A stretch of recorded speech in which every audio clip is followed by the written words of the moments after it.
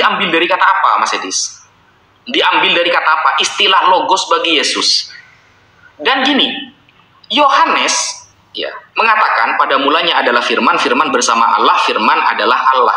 Itu hanya Yohanes yang nulis. Matius, Markus, Lukas nggak nulis itu. Tahu dari mana Yohanes? Mana datanya? Tahu dari mana Yohanes bahwa dia pada mulanya firman, firman bersama Allah, dia adalah Allah? Maksudnya adalah Yesus. Yohanes tahu dari siapa? Datanya di mana? Yesus pernah ngajari seperti itu. Matius, Markus, Lukas nggak pernah menulis seperti itu. Datanya di mana? Yesus pernah ngajari pemahaman seperti itu kepada Yohanes. Di mana datanya, Mas Edis? Karena Paulus pun yang tulisannya mendominasi dalam perjanjian baru nggak pernah menulis pemahaman seperti itu. Itu cuma Yohanes yang nulis. Tahu dari mana Yohanes? Mana pemahaman atau bukti sejarah bahwa Yesus pernah ngajari pemahaman seperti itu kepada Yohanes? Datanya mana? Sekian, terima kasih. Baik. Baik.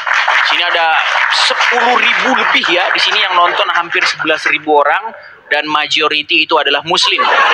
Saya sangat senang ini. Artinya masuk ya. Masuk Pak Eko artinya ya, masuk. Baik. Ya, nih saya tadi Gus Wapi bilang katanya saya ngarang-ngarang. Teman-teman gini, sebelum saya tunjukkan datanya gini. Tadi kan saya bilang waktu orang-orang di zaman Muhammad baca Quran, mereka itu tahu kalau bahasa Quran ini nggak jelas. Yang dimaksud nggak jelas tuh begini, ini bukan orang Arab yang bikin ini, karena bahasanya itu kayak bukan bahasa Arab, seperti dituturkan oleh orang yang lagi belajar bahasa Arab, makanya kacau bahasanya. Itulah kenapa Al-Quran beberapa kali ada banyak sekali ayat dalam Al-Quran tuh bilang Quran ini bahasa Arabnya itu jelas, bahasa Arabnya itu jelas, lancar, lisanun Arabian mubin. Coba Gus Wapi, pernah nggak Anda beli koran Sindo atau koran apa begitu, misalnya Jawa Timur Post begitu, karena ada Jawa Timur kan? Ada nggak pernah ngomong gini koran itu? Koran ini ditulis pakai bahasa Indonesia yang jelas. Ada nggak dia ngomong? Nggak perlu. Tidak perlu Anda menyampaikan tulisan Anda itu ditulis pakai bahasa apa. Nggak perlu. Karena tulisan Anda sendiri sudah menjelaskan dalam bahasa apa Anda bicara. Nih, saya kasih tahu, Muhammad itu dulu sering nongkrong sama orang-orang ajam nih. Perhatikan. Perhatikan ya, saya bacakan nih Gus Wapi nih. Ini dalam surat An-Nahl ayat yang 103, saya bacakan nih.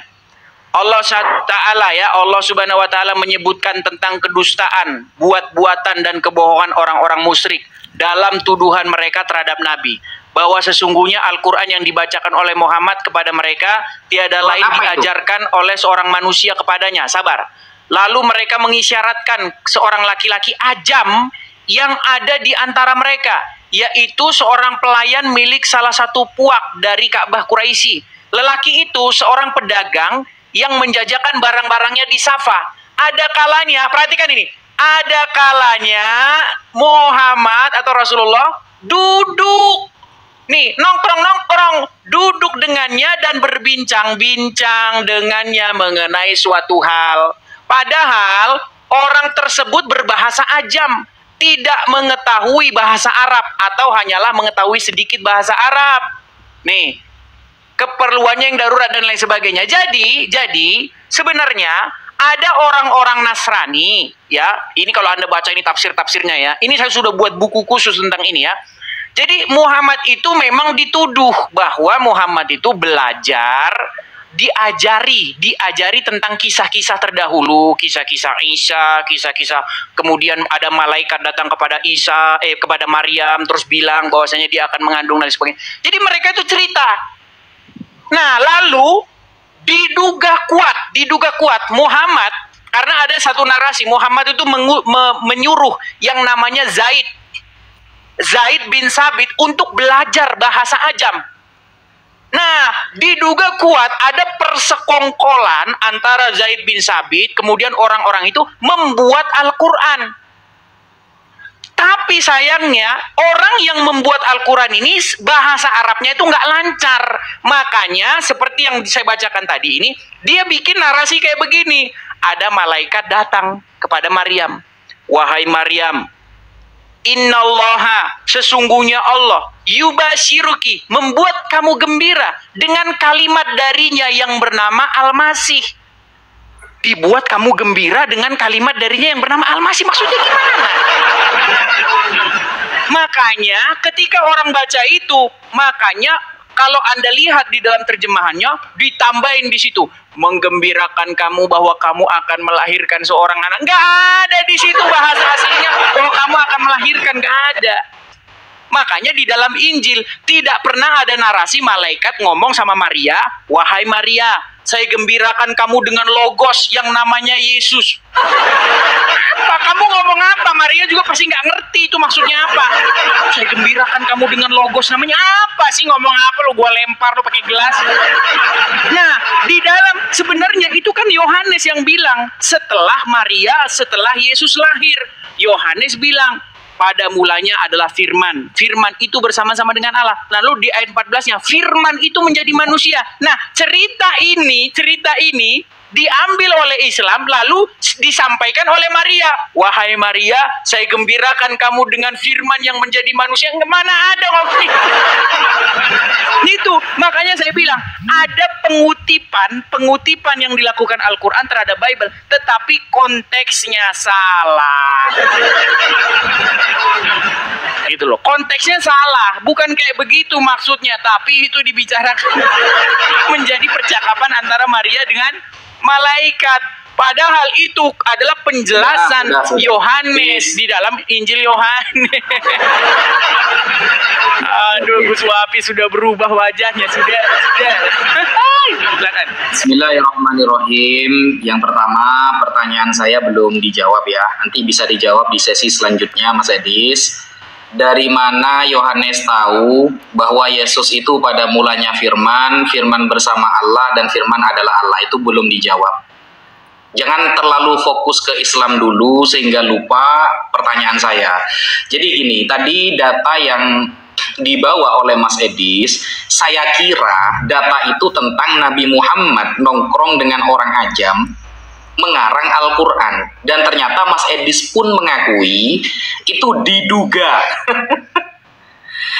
Jadi begini Mas Edis, kalau bawa data itu yang jelas, kalau cuma diduga Mas Edis, itu dugaan Mas Edis. Umat Islam satu pun nggak ada yang meyakini dugaan tersebut. Karena definisi atau ibarat atau dalil yang Mas Edis bawa itu gak lengkap. Gak ada cerita di sana Nabi Muhammad nongkrong dengan orang ajam sedang belajar apa-apa, kan gak ada Mas Edis.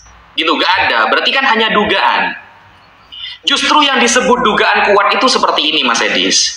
Saya menduga kuat bahwa Yohanes sering satu komal dengan orang-orang Yunani. Sehingga paham-paham filsuf Yunani masuk dalam kitab suci Anda. Itu ada dugaannya. Ya, ini bukan hanya dugaan, ini fakta ini ya. Ini bukan di dalam website Islam ya, ini ya. Bukan di dalam website Islam. Britannica, ini website dari barat ya, dari barat. Ini Logos di zaman kuno, filsafat Yunani dan teologi Kristen awal. Akal budi ilahi yang tersirat dalam kosmos, yang mengaturnya dan memberinya bentuk dan makna.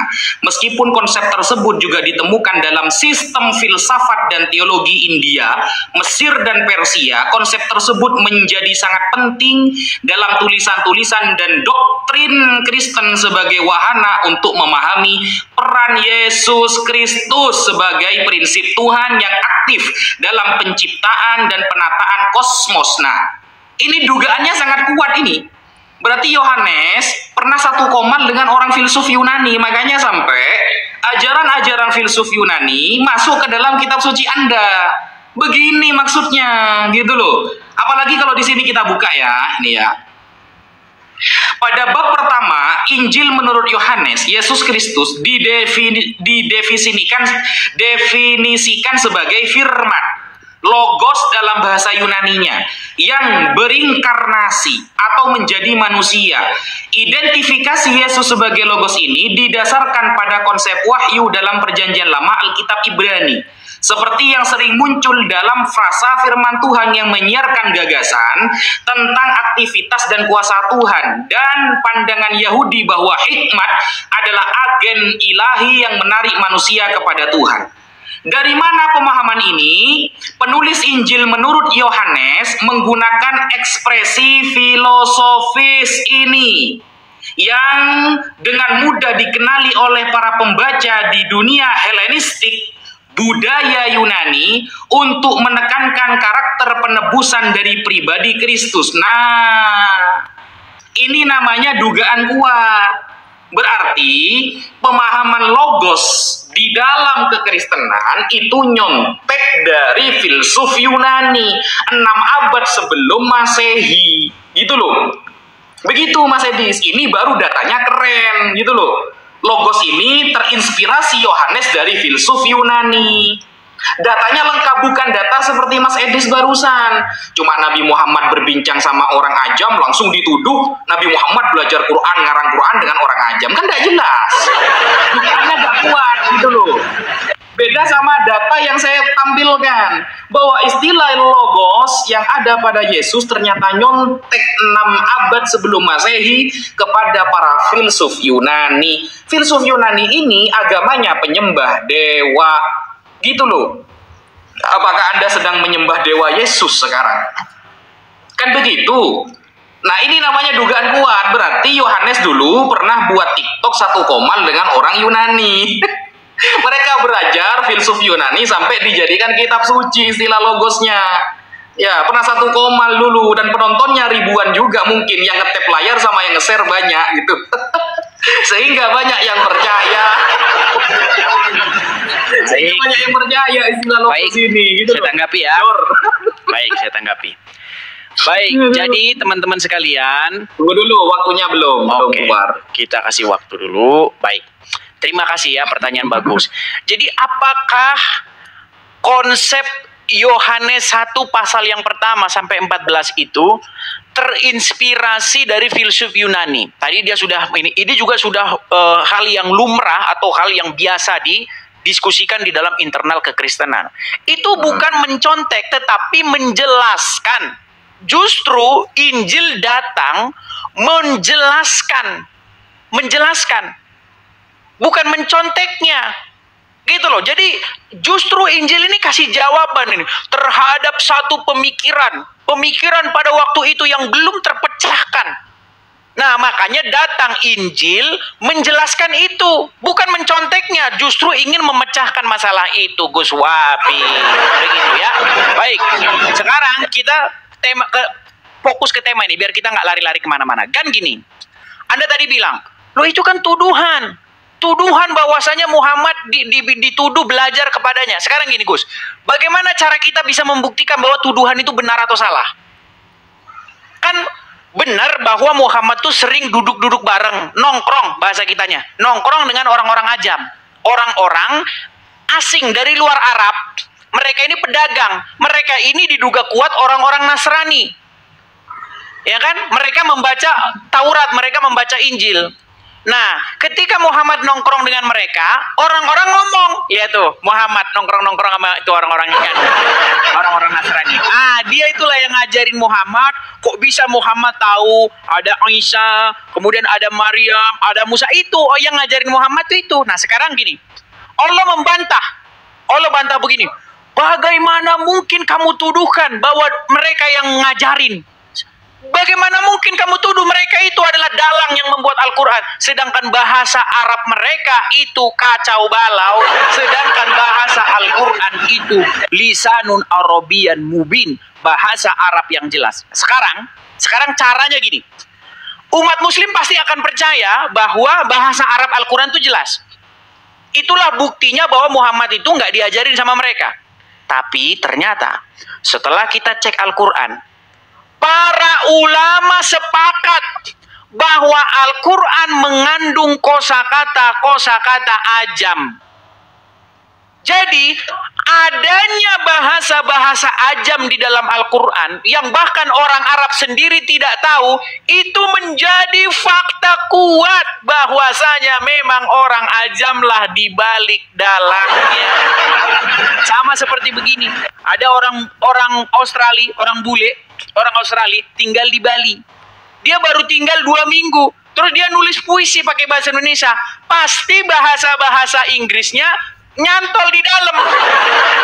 Makanya kalau orang Inggris, ya biasanya mereka nge-YouTube juga kan, bikin podcast begitu, bikin YouTube. Makanya bahasa Inggrisnya sering masuk ke dalam. Saya pergi ke market. Saya pergi ke market. Pergi ke market? Ini bukan orang Indonesia, ini bukan orang sini nih yang ngomong. Market. Apa market? Oh, market itu bahasa Inggris. Nah, di dalam Al-Quran kita bisa menemukan itu. Kita bisa menemukan kata-kata itu di dalam Al-Quran. Apakah di dalam Al-Quran mengandung kosakata ajam? Para ulama sepakat, sebagian memang berbeda pendapat. Ada yang mengatakan bahwa Al-Quran itu mengandung kosakata ajam. Saya kasih contoh. Misalnya apa? Jannatul Aden. Apa itu Jannatul Aden? Bingung orang Islam. Aduh, apa ini Jannatul Aden? Kemudian Jahannam. Apa Jahannam? Bingung orang Islam. Jahannam ini apa? Jahannam. Ngarang. Orang Islam ngarang. Jahannam itu adalah tempat yang bertingkat-tingkat begini-begini. Aduh, ngarang bebas. Jahannam ternyata telusur berasal dari Bible. Jahanam itu tempat yang nyata, tempatnya di Israel, tempat pembuangan sampah, tempat pembakaran mayat-mayat, atau tempat dulu dipakai oleh orang-orang kafir di Israel sebagai tempat persembahan mereka ketika mereka mengorbankan anak-anaknya di situ, dibakar kepada dewa Molok. Nah, dulu tempat itu diumpamakan sebagai tempat penyiksaan. Nah, makanya Yesus mengatakan mereka akan dibuang ke lembah Gehinom, ya, tempat Ben Hinnom, lembah anaknya Ben Hinnom, karena yang punya tanah itu namanya Ben Hinnom. Nah, Ben Hinnom berubah jadi Jahanam. Makanya ternyata Jahanam ada di Israel. Diambil oleh Al-Quran, tapi orang Islam nggak tahu. Aduh, berat. Nah, silakan lanjut. Oke. Aduh, kalah terus kita koin, saudara. Kenceng ini anunya. Penggemarnya Wafi ini lagi panas sama saya. Jadi mereka mensupport Wafi supaya Wafi semangat 45. Saudara. Baik, silakan. Ini kayaknya silakan. Mas Edis ini lama-lama jangan debat lah, ngelawak aja. Memang fakta. Nanti saya jelaskan asal-usul Jahannam dari mana. Iya, gini. Enggak, saya tidak menyalahkan Mas Edis. Enggak, dalam hal ini saya membenarkan Anda bahwa kita sama-sama memiliki bahasa serapan. Saya jujur memang. Tetapi ketika bahasa serapan itu sudah digunakan dalam sebuah negara sebagai bahasa negara itu, maka sah. Contoh nih ya, kalau di dalam Indonesia, soal itu bukan bahasa Indonesia, itu dari bahasa Arab, su'alun, dari kata sa'ala, bertanya, soal. Atau jadwal, dari bahasa mana? Apakah itu bahasa Indonesia? Tetapi ketika bahasa-bahasa itu sudah resmi di negara kita, maka itu namanya bahasa resmi Indonesia. Bukan bahasa Inggris, bukan bahasa Arab lagi. Kata soal itu berbahasa Indonesia. Meskipun hakikatnya serapannya dari bahasa yang lain, yaitu bahasa Arab. Itu biasa saja, maksudnya itu tidak mengganggu-gugat kemurnian sebuah kitab suci. Dan di dalam kitab suci Anda juga banyak serapan-serapan seperti itu, banyak, Mas Edis. Yang lucu itu begitu, Mas Edis. Kalau Nabi Muhammad contohnya, tadi Mas Edis mengatakan Nabi Muhammad sering nongkrong dengan orang ajam. Lalu timbul dugaan Nabi Muhammad belajar Al-Quran kepada orang ajam, ngarang Quran hasil dari belajar. Nah, ini dugaan yang nggak kuat karena datanya nggak ada, Mas Edis. Ingat, Nabi Muhammad itu diutus rahmatan lil alamin, Sayyidul Kaunaini wathaqalain. Muhammadun Sayyidul Kaunaini wathaqalaini wal fariqaini min urbi wa min ajami. Nabi Muhammad diutus untuk bangsa Arab dan bangsa Ajam. Maka wajar Nabi Muhammad sering duduk dengan orang Ajam, sering duduk dengan orang Arab. Salman Al-Farisi dari Persia jauh-jauh datang ke Arab untuk beriman kepada Rasulullah Sallallahu Alaihi Wasallam hingga dia menjadi sahabat terbaik. Salman Al-Farisi bukan dari bangsa Arab tapi dari bangsa Ajam. Yang lucu itu Yesus diutus kepada domba-domba yang hilang dari Bani Israel, tapi buku kitab sucinya munculnya Yunani. Kok bisa gitu loh? Yesus setiap hari ngomongnya Aramaik, setiap hari dia nongkrong dengan orang-orang di Israel sana, tapi malah dipanggil Yesus. Yesus itu Yunani, bro. Bukan Aramaik itu, Yunani. Kok bisa? Yesus diutusnya untuk domba-domba yang hilang dari kalangan Bani Israel. Keselamatan pun datang dari bangsa Yahudi, kata dia. Tapi kitab sucinya, namanya, nama-nama murid-muridnya yang muncul us semua. Markus, Matius, Lukas, Paulus, Yesus. Yesus ini kalau kita lihat di dalam bahasa Yunani artinya kuda Nil. Gitu loh. Masa Yesus kita artikan kuda? Kan gak pantas. Umat Islam memuliakan Nabi Isa meskipun tarafnya hanya sampai Nabi, bukan Tuhan. Makanya seharusnya Anda itu bencinya ke orang Yahudi yang menolak Yesus di zaman itu, bukan kepada umat Islam. Umat Islam menerima, memuliakan beliau, memuliakan Bunda Maria, tapi kita tidak menuhankan. Dan beliau diutus untuk bangsa Bani Israel. Tapi yang lucunya, kitab yang muncul bahasanya us Yunani. Ada apa, Mas Edis? Gitu loh. Kok malah jadi Yesus? Itu kalau ditambahi tak marbutoh, susah akhirnya. Kalau Nabi Muhammad kumpul dengan orang ajam itu wajar. Beliau diutus untuk bangsa Arab dan bangsa di luar Arab gitu loh. Contoh kalau kita lihat nih, ya kita lihat. Mas Edis, ini ya. Kenapa istilah-istilah Yunani ini banyak muncul? Karena memang terindikasi banyak filsafat Yunani yang masuk ini ya. Bible Gateway, ini bukan take away ya, take away makanan yang dibawa pulang itu bukan ya. Mas Edis. Bible Gateway, ini ya. Johannes 1 number 1, you understand? 1 number 1, chapter 1 is number 1. Ya, ini ya. In the beginning, yes, you understand? Ini ya, nanti kalau kita lihat ini ada B-nya ya, B kecil ini ya. Klik. Nah, ini kita salin, kita translate guys ya. Kita salin, kita translate. Nah, kita translate di sini. Nih ya. Tadi apa ini? In the beginning ini. Apa artinya? Ternyata di sini firman logos Yunani, istilah ini menggunakan firman Tuhan dari mana? Dari filsafat Helenistik. Dear, selamat datang di kebenaran. Pemahaman realitas yang hakiki, filsafat Helenistik. Dari filsafat ternyata.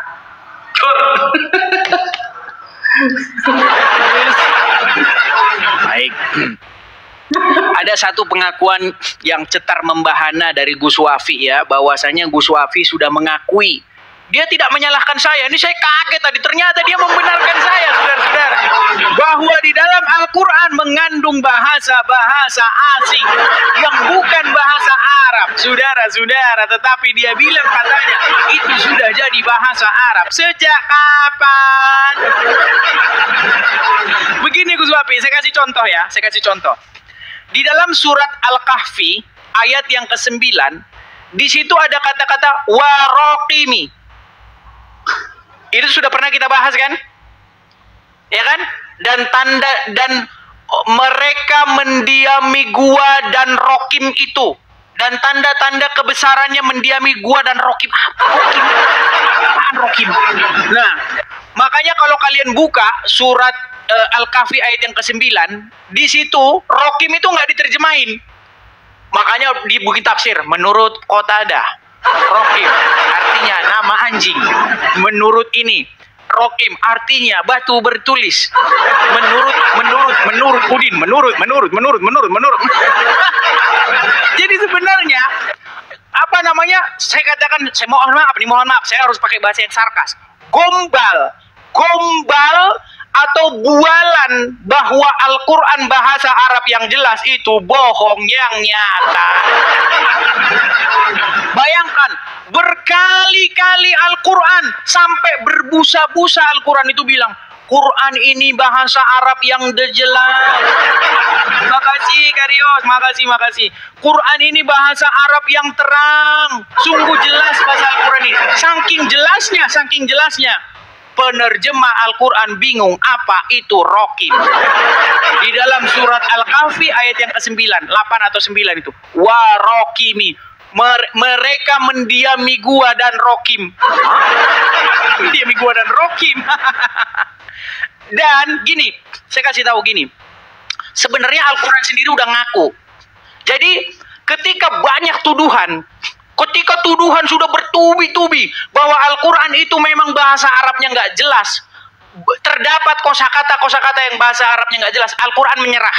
Makanya keluar surat Ali Imran ayat yang ke-7. Itu bukti bahwa Al-Quran sudah menyerah dengan tuduhan-tuduhan itu. Dengan kata-kata begini, sesungguhnya di dalam Al-Quran itu terdapat ayat-ayat yang mutasyabihat, yang tidak seorang pun mengerti maknanya.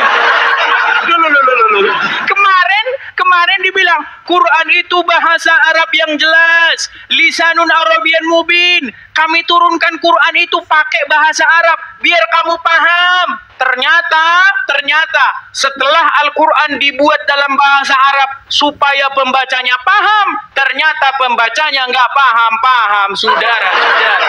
Karena nggak paham, karena nyata-nyata itu bukan bahasa Arab, akhirnya Al-Quran memunculkan opsi. Ini makanya memang mantap kok. Pengarang Al-Quran ini memang jitu. Dibikinlah. Di dalam Quran itu, wahai umatku, ada ayat-ayat yang mutasyabihat, yang tidak seorang pun mengerti takwilnya. Kemarin ngapain? Bilang-bilang bahwa Quran itu bahasa Arab biar kamu paham. Sekarang bilang di dalam Quran ada ayat yang nggak bisa dipahami. Alif Lam Mim. Apa Alif Lam Mim? Saya bingung, saudara-saudara. Kemudian Yasin. Apa Yasin? Aduh, bingung, saudara-saudara. Jadi di dalam Al-Quran itu mengandung banyak sekali bahasa-bahasa ajam. Dan Gus Wapi sudah mengakui itu. Pengakuanmu mantap, Gus Wapi. Pengakuanmu mantap. Tadi cuman kamu kan menambahkan begini.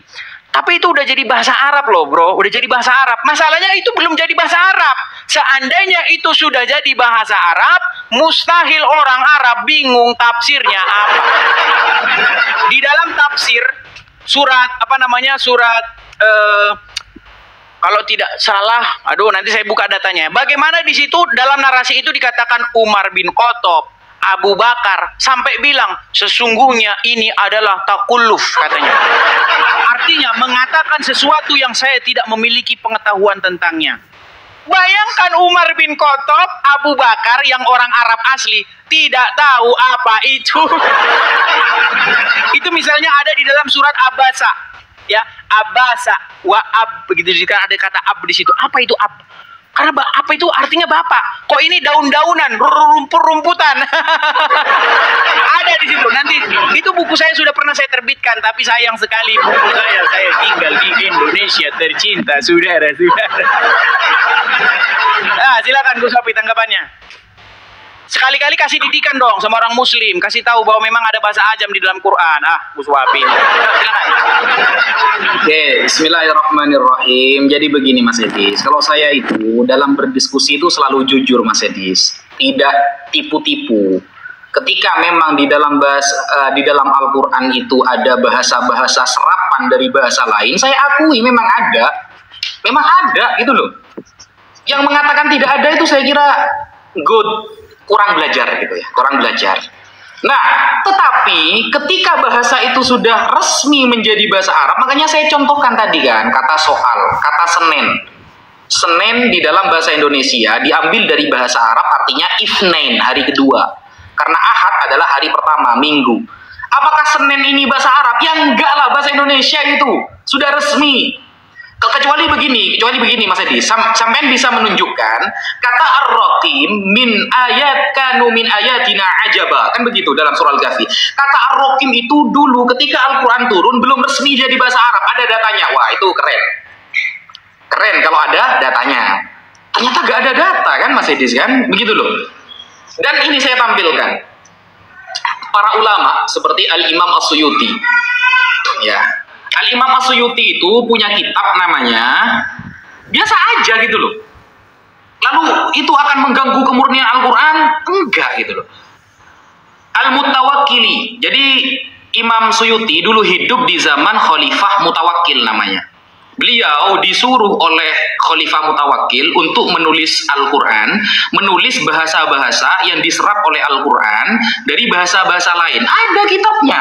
Itu Al-Mutawakkili fima warada fil Quran, yang ada di dalam Al-Quran bil lughatil habasyiyah, yang aslinya adalah lughah al-habasyiyah wal farisiyah, versi wal hindiyah dan hindi, wal turkiyah dan turki dan lain sebagainya. Ada kitabnya gitu loh. Tapi apakah kemudian sampai punya data ketika ayat itu turun, itu belum resmi jadi bahasa Arab, lalu sampai mengatakan begini, Sayyidina Umar saja bingung dengan bahasa Al-Quran. Al-Quran beda dengan Bible, bro. Kalau Bible, kita baca terjemahan, coba saya tanya ya kepada Anda ya. Ini contoh.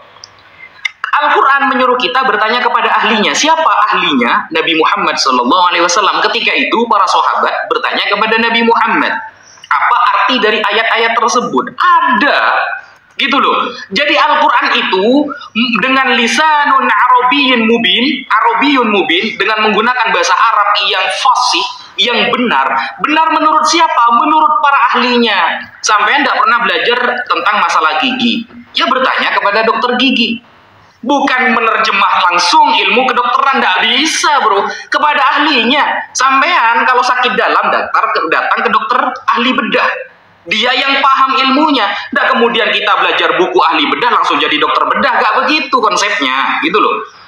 Atau begini, kita tanya ini Mas Edis, apakah Tanakh, Taurat, dan Mazmur dan lain sebagainya menggunakan bahasa yang jelas Mas Edis? Sekarang saya tanya kepada Mas Edis, apa artinya ini Mas Edis? Di dalam Mazmur 50 nomor 1 ayat ke-1, di sini ada ayat begini, Mazmur Asaf yang maha kuasa, Tuhan Allah berfirman dan memanggil bumi. Apa arti Asaf ini Mas Edis? Mas Edis ya, Mazmur Asaf, Mazmur 50 nomor 1. Sekarang saya tanya, Asaf ini artinya apa? Jawab pakai data ya. Jawab pakai data. Makna Asaf itu apa? Datanya disebutkan. Nah kan, mulai pusing dia sekarang. Mulai nyari data dia guys, mulai buka-buka Google dia.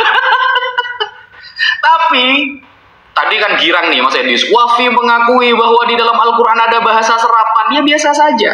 Yang heboh itu Edis tadi mengakui bahwa di dalam Yohanes ada pemahaman filsuf Yunani. Wah, selamat datang di kebenaran Mas Edis. Edis mengakui saudara bahwa di dalam Bible, di dalam Yohanes mengandung pemahaman filsuf Yunani Helenistik. Nah itu, sedangkan Yunani Helenistik ini adalah bahasa bagi para penyembah dewa saudara. Bagi para penyembah dewa. Wah itu bingung dia sudah. Dia mau mencari jawabannya itu bingung dia. Dia pusing itu. Pusing dia. Topi dia tadi berwarna putih guys, jadi merah sekali itu guys. Pusing nyari jawabannya dia guys. Dia tadi sudah mengakui pemahaman Yohanes ya, ada pemahaman filsuf Yunani Helenistik para penyembah dewa. Berarti bukan firman Tuhan Yohanes 1 ayat 1 ya, tapi pemahaman filsafat.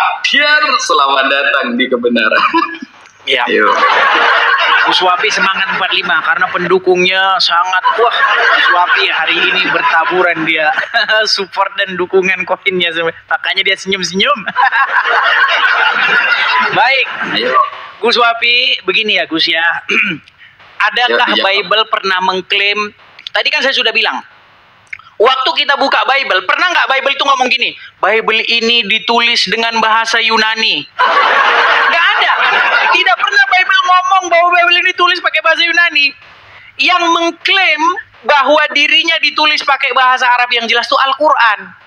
Coba Gus Wapi, saya mau tanya, kenapa sih Quran kok mengklaim berkali-kali bahwa Quran itu nggak bahasa Arab yang jelas? Quran ini sungguh bahasa Arab, bener-bener Al-Quran ini bahasa Arab. Kenapa Quran perlu ngomong gitu? Tahu nggak alasannya apa? Karena memang orang-orang di zaman Muhammad itu sudah menyadari bahwa Al-Quran bahasa Arabnya nggak jelas. Nampak bahwa Al-Quran itu dibuat-buat oleh orang luar Arab. Maksa bahasa Arabnya itu maksa. Contoh nih, kata Rokim tadi nih. Nih, saya balikkan kamera saya ya, nih. Ini ada sebuah buku yang membahas kata Rokim ini. ini sudah dipecahkan. Yang mecahkan tuh orang Kristen juga. Nggak ada orang Islam sanggup memecahkan Al-Quran. Nih, kata Rokim, bahasa Arabnya tuh begini. Sorry kalau tulisan saya agak ruwet ya. Nih. Aduh.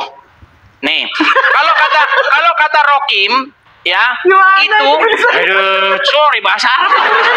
Nih, kalau kata Rokim, itu sesungguhnya sebenarnya bahasa kalau mim kan begini mim nih. Gimana tulisannya? Ya dia nih. Ini kata mim ya. Kalau mim Al-Qur'an kan begini. Jadi jangan tertawa. Gus Wapi jangan tertawa. Jangan tertawa, bisa pede.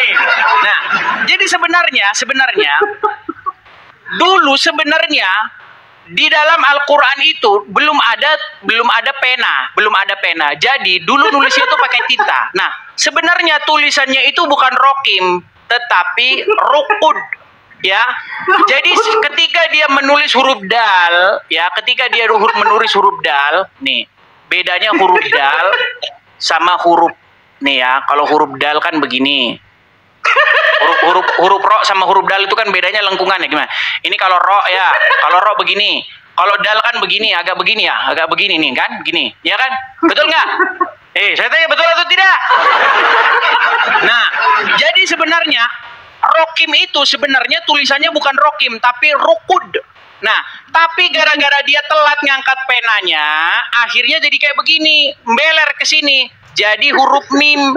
Makanya menjadi rokim. Loh, makanya ayat itu sebenarnya bunyinya begini. Nih bunyinya begini nih. Surat Al-Kahfi ayat yang nih, perhatikan ya. Atau mereka mengira bahwa orang-orang yang mendiami gua dan sujud. Jadi sebenarnya kata rokim ini merupakan kesalahan tulis. Sebenarnya tulisannya itu rukud, ya, orang-orang yang mendiami gua dan bersujud di situ. Mereka termasuk tanda-tanda kekuasaan kami yang mengherankan. Jadi sebenarnya dulu ada orang-orang yang mereka itu lari-lari karena dikejar-kejar, mereka masuk ke dalam gua. Lalu di dalam gua itu mereka bersujud rukud di sana. Ternyata penulis Al-Quran telat mengangkat penanya sehingga yang seharusnya tertulis rukud karena dia telat ngangkat pena, huruf dal berubah menjadi huruf mim. Ini dipecahkan di dalam buku The Syrio-Aramaic Reading of Quran. Suatu saat nanti kalau Gus Wapi bisa ini saya tinggal. Nih ya, tampilannya begini nih. Makanya saya bilang tadi ini. Jadi sebenarnya dia itu mau menulis huruf ro sama dal saya agak sama. Nah ini. Saya nggak bisa lancar nulisnya, nih ya. Qaf ya. Kemudian ini. Nah, waktu dia ingin menulis huruf dal, rukud, pena dia itu telah diangkat. Akhirnya beginilah, nurun ke bawah jadi rokim. Makanya sampai sekarang orang Islam pusing palanya. Apa rokim itu? Ada yang bilang nama anjing, ada yang bilang nama lembah, ada yang bilang batu bertulis. Makanya pusing. Gini Gus Wapi, kalau memang rokim ini bahasa Arab, tadi kan kamu mengatakan, coba tunjuk satu ayat di dalam. Makasih Kak Mika, Bang Mika, makasih Bang. Tunjuk satu ayat di dalam Al-Quran bahwa kata rokim ini sudah digunakan sebelumnya. Silakan. Gus Wapi nangis hari ini, dia meninggal dia. Jangan tertawakan tulisan Arab saya yang jelek ya. Jangan tuliskan tulisan Arab saya memang jelek. Silakan. Iya. Anjir.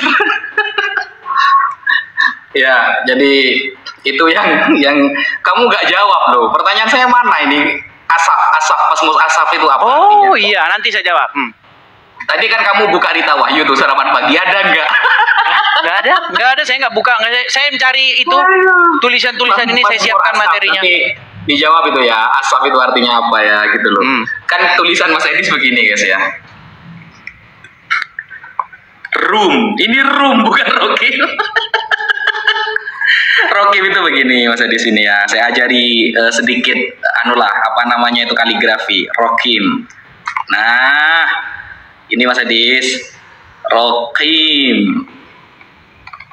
Nah, Rokimun. Nah, gitu loh Mas Edis. Rokim, gitu loh. Tadi Mas Edis bilang kata Rokim itu sebenarnya saya salah tulis. Sebenarnya yang benar itu adalah rukut pakai dal. Datanya di mana? Coba tunjukkan datanya. Kalau memang itu awalnya salah tulis, biar kesannya itu nggak asumsi gitu loh. Rukut itu bukan sujud artinya. Rukut itu artinya tidur. Makanya tidur maksudnya. Ya, bukan sujud. Tadi kan memaknai sujud kan. Bukan. Kalau sujud itu sajadah, yasjudu. Rukut dari rokoda artinya tidur. Ashabul kahfi tidur kan begitu kan? Bukan sujud, tidur. Nah, itu nanti datanya ditampilkan ya, ditampilkan.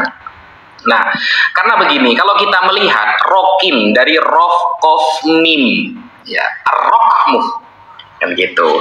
Penafsiran banyak memang, namanya juga para ulama gitu loh. Menafsirkan kata ar-rokim, kanu min ayatina ajaba.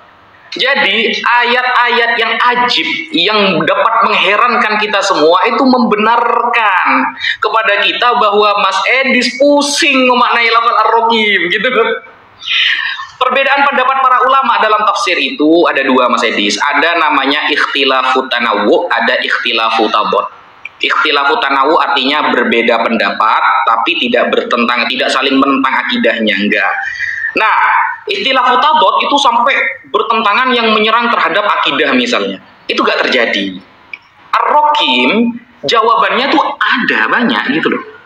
Ini dulu sudah pernah kita bahas kayaknya nih Mas. Ini ya, Ar-Rokim dari kata ro kof mim itu sama seperti ayat di dalam surah Al-Mutaffifin ayat ke-9. Warrokmu al-kitabah, tulisan di lauh, di batu. Al-Mutaffifin di dalam surah Al-Mutaffifin ada ini ya. Kitabum marqum. Marqum sama ro kof mim. Marqum mengikuti wazan maf'ulun. Roqimun ikut wazan fa'ilun. Biasa aja gitu loh.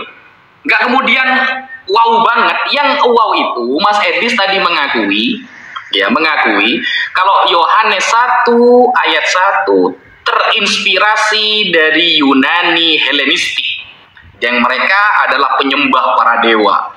Itu. Dan pertanyaan saya, Mas Edis, belum dijawab, makna Mazmur Asaf itu apa? Asaf itu apa artinya? Pakai data, Mas Edis. Kalau memang Anda mengatakan di dalam Al-Quran banyak bahasa yang nggak jelas, Al-Quran itu sudah mengatakan, kanu min ayatina ajaba. Ayat Al-Quran ini bisa membuat orang takjub. Bayangkan, sekelas Walid bin Al-Mughirah. Walid bin Al-Mughirah itu ahli bahasa di zamannya. Ahli puisi di zamannya. Ketika surah An-Najm turun, dia itu terkagum-kagum dengan Al-Quran. Bayangkan.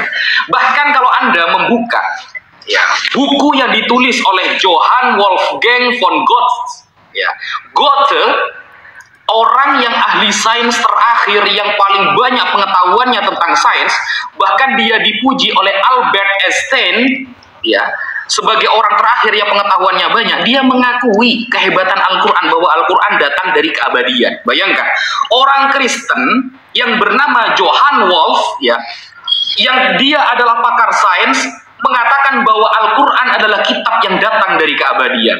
Waduh, keren. Orang Kristen yang mengakui. Sekarang saya tanya, ada nggak Bible ya yang diakui oleh ulama Muslim, ulama terkemuka Muslim? Ada nggak yang mengakui Bible ini adalah kitab yang keren seperti itu? Nggak ada, saudara. Nggak ada. Gitu loh. Jadi beda Al-Quran dengan kitab suci Al-Quran. Sekian. Terima kasih. Makasih Kak Mika, makasih Kak Mika, Bang Mika. Waduh, baru si Wapi. Kak Mika datang, Wapi langsung nangis. Wajahnya berubah. Apa ya? Baik. Terima kasih ya Bang Mika, Kak Mika, terima kasih. Gini, Gus Wapi, saya mulai dari yang saya ingat-ingat dulu. Kamu bilang bahwasanya tidak ada orang ulama-ulama Islam, tidak ada mereka yang takjub terhadap Bible.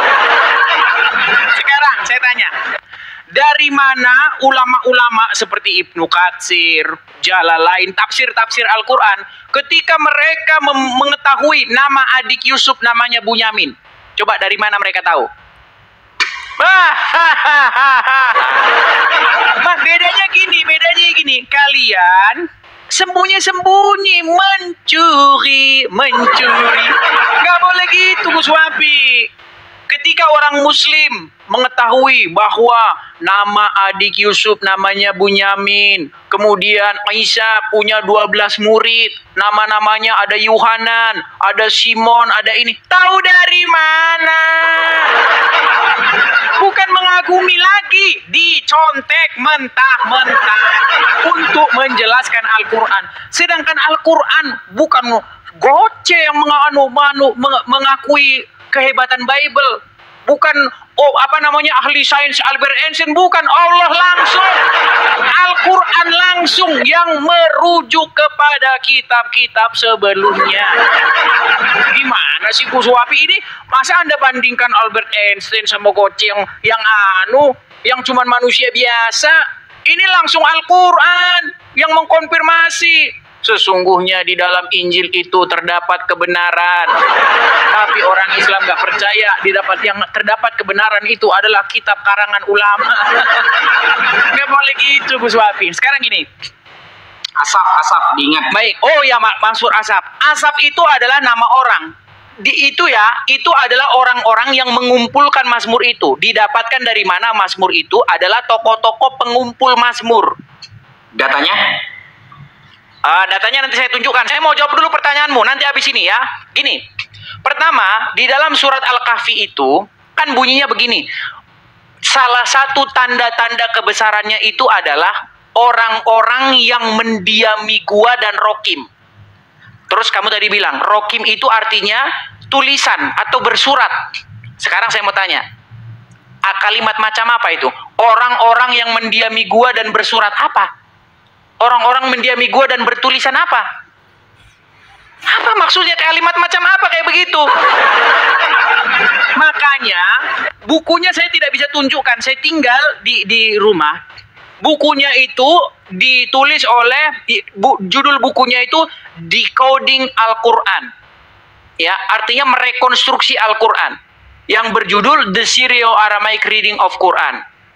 Nah, di dalam buku itu dipecahkan bahwa sesungguhnya Quran ini dulunya itu ditulis bahasa Aram, bahasa Syria. Kemudian orang-orang menerjemahkan ke dalam bahasa Arab.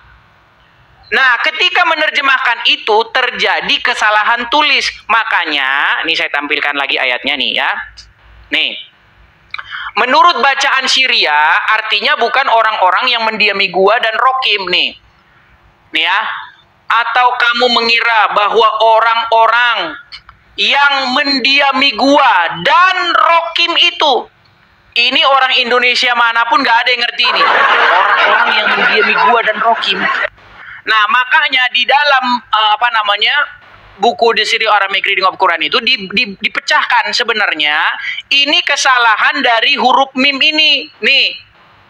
Rokim ini, huruf mim ini, dulu Quran ini kan tulisannya begini. Quran itu dulu tulisannya nggak ada harokat, nggak ada a i u, nggak ada a i u nggak ada ini, ya. Dari tulisannya nggak ada, titik-titiknya nggak ada. Ini nanti Gus Wapi jawab, memang betul itu ya. Jadi huruf yang seharusnya dal, tadi kan sudah saya bikin ini nih. Huruf yang seharusnya dia dal, nih ya, rokim ya, nih, ro. Qaf. Kemudian nih, huruf yang tadinya dia itu dal kan begini. Aduh, dal saya ini jelek terus gini nih. Harusnya begini, rukut. Tapi gara-gara dia telat, jadinya begini. Jadi rokim. Makanya orang-orang yang mendiami gua dan rokim gak jelas.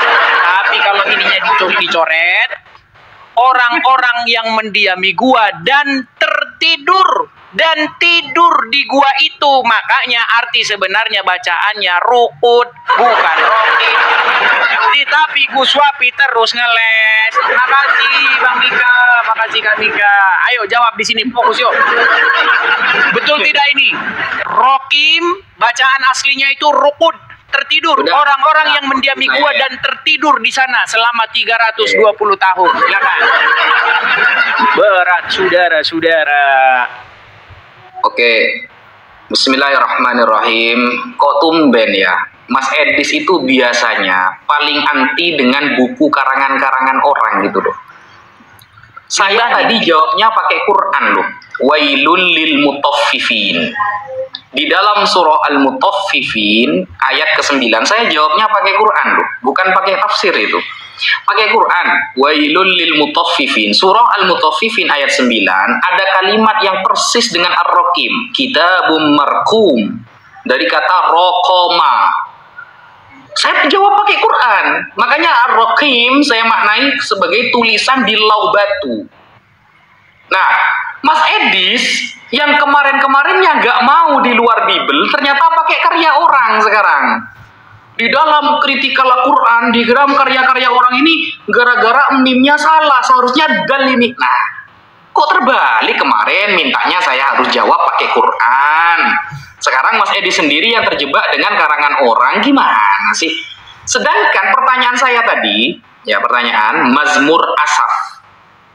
Mas Edis mengatakan Asaf adalah kumpulan orang-orang yang menulis Mazmur. Itu ngawur itu. Di mana datanya itu?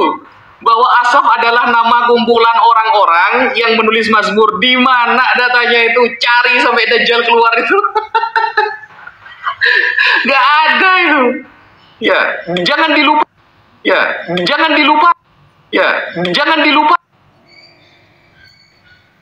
Ya, jangan dilupa. Ya, jangan dilupa. Ya, jangan dilupa saraf. Makanya sarafnya akan kebalik-balik itu. Jadi wajar nulis meme aja kayak dal itu wajar. Kalau saya kan belajarnya nahu sorof gitu loh. Sorof, bangunan kata. Kalau Mas Edis kan belajarnya nahu saraf gitu. Makanya penyakit sarafnya sudah parah ini guys. Dia menjawab dengan tanpa data, lalu mengatakan ya, datanya mana? Tunjukkan ke saya. Kalau meme itu aslinya salah, tapi dal. Datanya tunjukkan ke saya. Dia orang buku ya, penulis buku itu kan mengatakan bahwa ini kesalahan. Seharusnya meme ini tertulis dal. Nah, dia berargumentasi seperti itu menggunakan data apa gitu loh. Datanya tunjukkan ke saya. Agar saya nanti bisa menjawab. Padahal tadi jawaban saya sudah pakai Quran. Saya tidak menjawab dengan tafsir, saya tidak menjawab dengan hadis, saya tidak menjawab dengan sunnah-sunnah yang lain.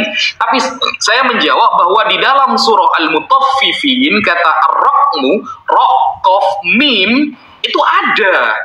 Kitabum marqum, kitab yang tertulis. Makanya raqmun raqim artinya tulisan di lauh batu ketika itu Ashabul Kahfi. Kasusnya Ashabul Kahfi. Kok malah Anda pakai kitab karya orang gitu loh.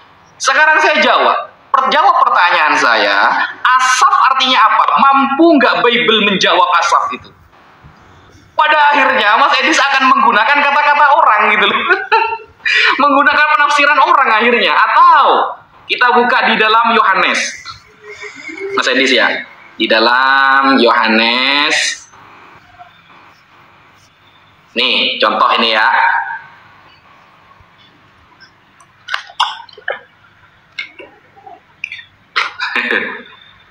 Sedis, Mas Sedis. Ini Yohanes 8 nomor 6. Mereka mengatakan hal itu untuk mencobai dia supaya mereka memperoleh sesuatu untuk menyalahkannya, tetapi Yesus membungkuk lalu menulis dengan jarinya di tanah. Apa yang ditulis Yesus ini? Coba Bible mampu nggak menjelaskan ini? Yesus membungkuk lalu menulis dengan jarinya di tanah. Apa yang ditulis Yesus? Kalau kamu tadi mengatakan Al-Quran ini dengan bahasa yang tidak jelas, lah ini Tuhan ngapain kok gak jelas ini nulis di bawah tanah? Masa nulis kagibon sin no jutsu? Dia maksudnya seperti itu kan? Akhirnya yang keluar katak itu kan nih. Ini kok malah Tuhannya yang gak jelas ini. Nulis di bawah tanah tapi gak ketemu apa tulisannya. Ngapain kan begitu? Ngapain? Nah, mampu nggak? Ini tadi saya menjelaskan kata Ar-Raqim, jawabnya pakai Quran, bukan pakai kitab orang lain. Mampu nggak apa yang ditulis Yesus? Jawab pakai Bible. Yang kedua, jangan dilupakan Mazmur Asaf. Asaf itu artinya apa? Datanya ditampilkan. Mas Edi sudah terlanjur menjawab tadi, Asaf adalah nama orang-orang yang mengumpulkan mazmur. Dari mana itu ngarang gitu? Tenang, santai Mas Edi. Tidak usah merah-merah seperti itu topinya. Makasih Kak Mika, Bang Mika, makasih. Oke, dijawab Mas Edi. Kalahkan akhirnya suami. Baik, ya. Saya akan jawab pertama ya, biar nggak lupa ya. Nih, jadi Asaf itu merujuk kepada, bisa saja merujuk kepada Asaf bin Berekhya, ayah dari Yoah, bendahara Raja Hizkia dari kerajaan Yehuda. Kemudian Asaf, nah ini Asaf yang Mazmur Asaf itu tadi nih. Asaf seorang penyanyi dan pelihat Lewi terkemuka di istana Daud. Asaf adalah putra Barikhya dari suku Lewi. Asaf merupakan leluhur dari anak-anak Asaf, salah satu berserikat keluarga besar pemusik bait suci. Ada datanya ini. Gimana? Masa dibilang gak ada datanya? Ada datanya. Nah, sekarang kembali ke ini tadi. Begini. Di mana datanya? Kok kamu sekarang kok merujuk kepada kitab buku-buku karangan? Gini, Gus Wapi, gini ya. Tadi kan kamu bilang di situ ada kata-kata rokim itu, ro, kof, mim, itu ada di dalam Al-Quran muncul. Artinya tulisan. Memang betul ada. Tapi itu kalau dimasukkan ke dalam surat Al-Kahfi ayat yang ke-9 itu maksa. Masa orang-orang yang mendiami gua dan tulisan. Maksudnya gimana orang mendiami gua dan tulisan itu apa? Tanda-tanda kebesarannya adalah orang-orang yang mendiami gua dan tulisan. Nah, ternyata Gus Wapi, di dalam buku-buku tafsir ada banyak sekali tafsir tentang apa itu ar-rokim. Kalian cek ya teman-teman ya, Quran surat Al-Kahfi ayat yang ke-9. Tidak ada yang menerjemahkan itu tulisan, nggak ada. Orang-orang yang mendiami gua dan tulisan nggak ada. Makanya kata rokim itu tetap di situ. Buka di dalam terjemahan manapun, rokim tetap tertulis rokim. Karena orang Islam nggak tahu itu apa. Loh, sekarang begini Gus Wapi. Ada nggak mufasir yang menerjemahkan bahwa rokim itu adalah nama anjing? Ada nggak? Ada. Ada orang yang menerjemahkan bahwa rokim itu nama desa. Ada orang yang menerjemahkan bahwa rokim itu nama lembah. Masa rokim tulisan kok ada orang yang mengartikan itu nama anjing? Bukti, ini saya bilang buktinya. Adanya berbagai macam tafsir dan pemahaman yang berbeda-beda itu mengindikasikan bahwa kata itu sesungguhnya tidak dipahami dengan jelas oleh orang-orang Islam. Iya. Contoh. Di dalam Al-Quran ada kata-kata misalnya Rabbul Alamin. Ada nggak orang Islam yang menafsirkan Rabbul Alamin itu artinya ceret? Karena kata-kata itu begitu jelas.